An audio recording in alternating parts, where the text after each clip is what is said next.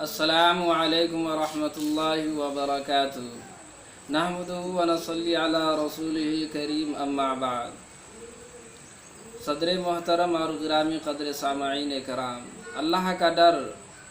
ایک شخص آقائے نامدار تاجدار مدینہ صلی اللہ تعالی علیہ وسلم کی خدمت میں حاضر ہوا اور انہوں نے کہا، یا اللہ کے نبی، میں ایمان قبول کرنا چاہتا ہوں میں ایمان قبول کرنا چاہتا ہوں۔ چنانچہ آقائے نامدار تاجدار مدینہ صلی اللہ تعالی علیہ وسلم نے انہیں ایمان قبول کروایا، وہ مسلمان ہو گیا اور پیشے سے وہ چور تھا۔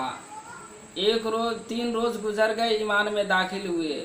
جس نے کلمہ لا الہ الا اللہ محمد رسول اللہ پڑھ لیا، اب وہ چوری نہیں کر سکتا۔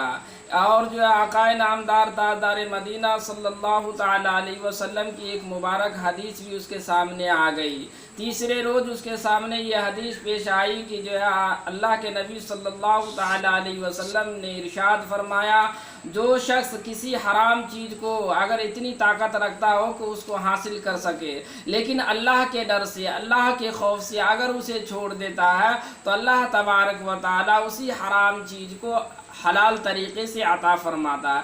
یہ حدیث جو ہے اس شخص کے سامنے آئی تو اور وہ پریشان ہو گیا، حیران ہو گیا کہ اب کیا کروں۔ ایک چوری کرنے کا پیشہ تھا، لیکن 3 دن ہو گئے تھے اسے کھائے پیے، 3 دن کا بھوکا تھا۔ چنانچہ وہ بہرحال جو ہے کسی طریقے سے جو ہے وہ کسی مکان میں گیا، اس جگہ کو تلاش کر کے آیا۔ رات کو، اندھیری رات میں وہ جا کر کے اس مکان کے اندر داخل ہو جاتا۔ 3 دن کا بھوکا شخص کیا چوری کرے گا میرے بھائی؟ سب سے پہلے وہ باورچی خانے جاتا ہے، کھانا نکالتا ہے، کھانا کھانے کے لیے جیسے لقمہ منہ کے پاس لے جاتا ہے، اللہ تبارک و تعالیٰ کا ڈر اور نبی پاک صلی اللہ تعالی علیہ وسلم کی یہ پیاری حدیث یاد آ جاتی ہے کہ جو شخص اللہ کے ڈر سے، اللہ کے خوف سے کسی حرام چیز کو چھوڑ دے تو اللہ تعالیٰ اس کو حلال طریقے سے عطا فرماتا ہے۔ چنانچہ اس کے دل کے اندر خیال آیا کہ کچھ سامان لے جاؤں، باہر جو ہے بیچ کر کے کچھ کھا لوں گا۔ لیکن جب سامان کی موٹری جب باندھتا ہے اور جو کاندھے پہ اٹھانے لگتا ہے، اسی وقت آقائے نامدار تاجدار مدینہ صلی اللہ تعالی علیہ وسلم کی یہ پیاری حدیث یاد آ جاتی ہے اور وہ جو ہے اس سامان کو وہیں چھوڑ دیتا ہے۔ چنانچہ اس گھر کے اندر اس کے گھر کے مالکہ جو تھی، وہ بیوہ عورت تھی، وہ سارا پروگرام دیکھ رہی تھی۔ چنانچہ ہمت نہ پڑ رہی تھی کیونکہ وہ مرد تھا اور ایک یہ بیوہ عورت تھی، وہ جو ہے ڈر رہی تھی کہ کہیں اچانک جو ہے میرے اوپر بھی حملہ نہ کر دے۔ چنانچہ اس شخص کا نظر جو ہے اس بیوہ عورت پہ بھی پڑ جاتا ہے، وہ آگے بڑھتا ہے، اس کی نیت بھی بدلتی ہے، لیکن جو ہے اللہ کے نبی صلی اللہ تعالی علیہ وسلم کی یہ پیاری حدیث اسے یاد آ جاتی ہے اور وہ اللہ کے ڈر سے، اللہ کے خوف سے اس عورت کو بھی چھوڑ دیتا ہے۔ چنانچہ وہ آدمی جس طریقے سے جو ہے مکان میں داخل ہوا تھا، ویسے ہی جو ہے مکان سے باہر نکل گیا اور مسجد میں جا کر کے اللہ کے ذکر و اذکار میں مشغول ہو گیا۔ چنانچہ وہ شخص مسجد میں کے اندر آ کر کے ذکر و اذکار میں مشغول ہو جاتا ہے۔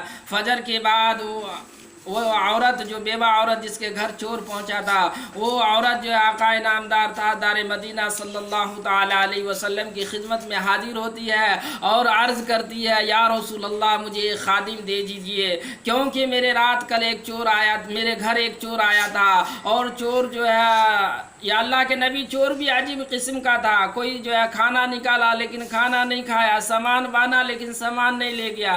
اس کی نیت میرے اوپر بھی خراب ہوئی لیکن وہ جو ہے مجھے بھی کچھ نہیں کہا۔ چنانچہ وہ جس طریقے سے مکان میں داخل ہوا تھا اسی طریقے سے باہر نکل گیا۔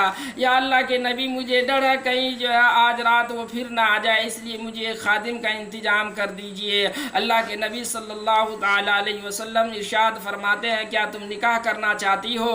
تو عورت کہتی ہے، یا اللہ کے نبی، آپ جیسا کہیں۔ چنانچہ اللہ کے نبی صلی اللہ تعالی علیہ وسلم وہ شخص جو مسجد کے کونے میں اللہ کے ذکر و اذکار میں لگا تھا، اسے بلوائے اور کہنے لگے کہ جو ہے تم نکاح کرنا چاہتے ہو؟ تو اس شخص نے کہا، یا اللہ کے نبی، آپ جس طریقہ صحیح سمجھے۔